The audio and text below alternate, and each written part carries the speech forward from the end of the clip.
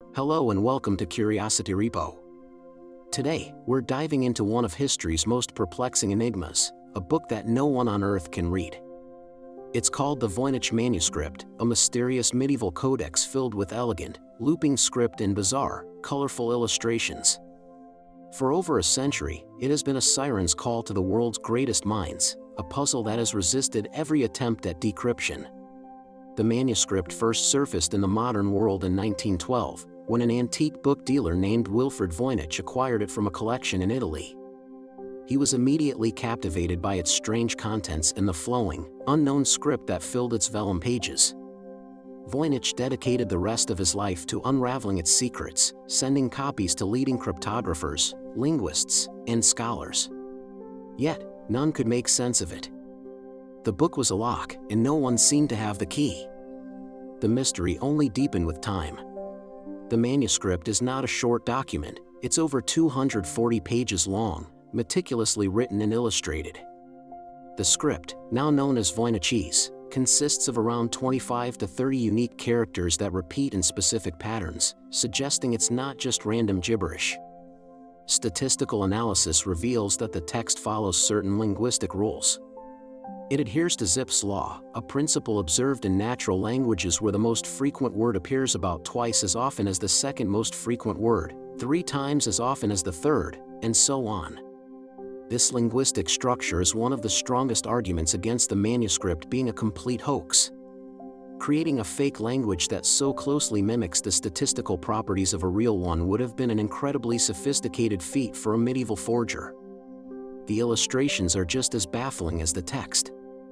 The book is divided into several sections, each with its own distinct theme.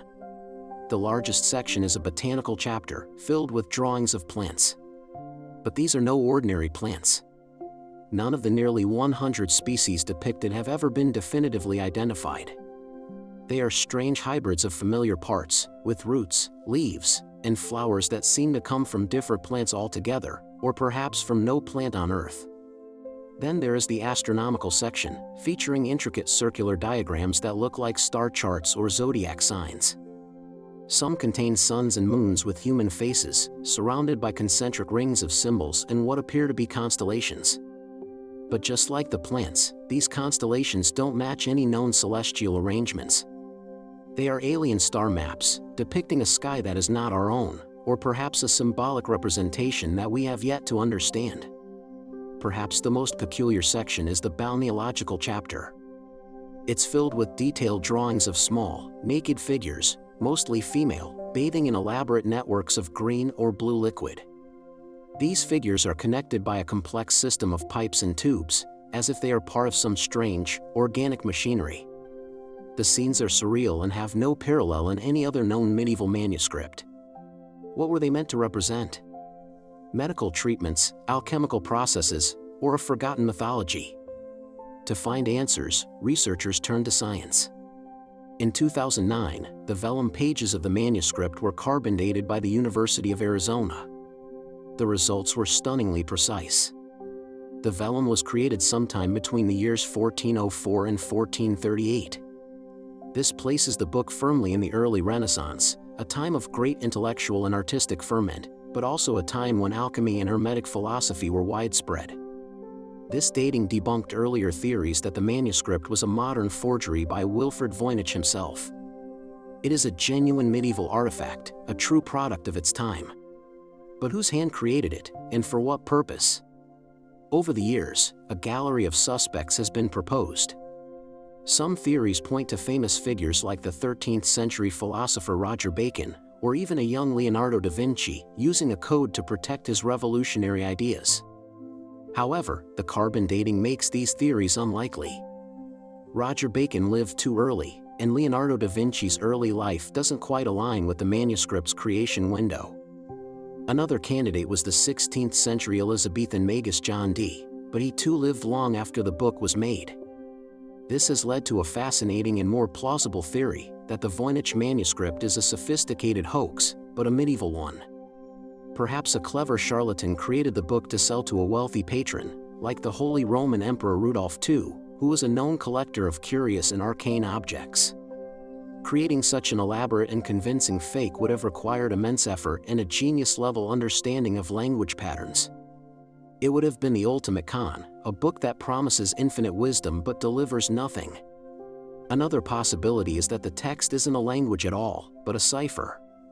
Codebreakers from World War I and II, including the legendary Alan Turing and his team at Bletchley Park, reportedly tried their hand at cracking it, and all of them failed.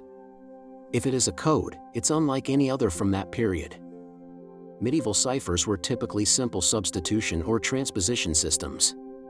The Voynich Manuscript appears to have a much more complex structure, which has led some to suggest it was created using a device like a cardan grill, a method for writing secret messages that was invented over a century after the manuscript was made. The failure of traditional cryptanalysis has opened the door to more exotic theories.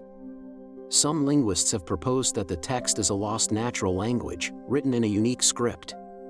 Perhaps it's an early Germanic or Romance language that was deliberately obscured. Others have argued it might be an artificial language, like the ones later created by philosophers and mystics, designed to represent a universal system of knowledge. If so, the key to understanding it died with its creator. And then, of course, there are the more fringe theories. The unidentifiable plants and strange star charts have led some to speculate that the Voynich Manuscript is not of this world. Could it be a document of alien origin, a guide to an alien biology and cosmology, left behind by extraterrestrial visitors? This theory, while exciting, lacks any concrete evidence. But it speaks to the profound sense of otherness that the manuscript evokes. It feels like a transmission from a different reality, a world with its own flora, its own sky, and its own people. In recent years, artificial intelligence has been brought into the fight. Researchers have used machine learning algorithms to analyze the text, hoping that a computer could spot patterns that have eluded the human eye for a century.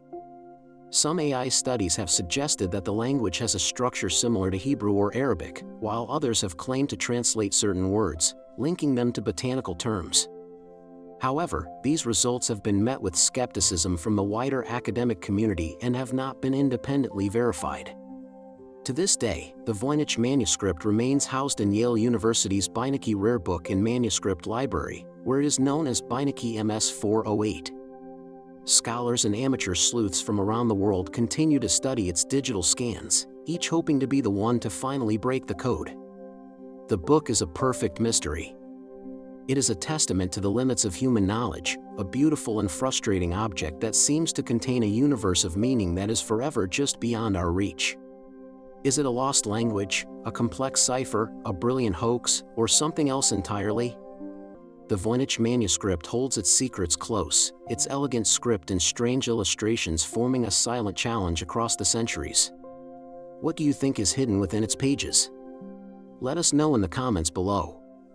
And for more journeys into the world's greatest unsolved mysteries, make sure to subscribe to Curiosity Repo. Thank you for watching.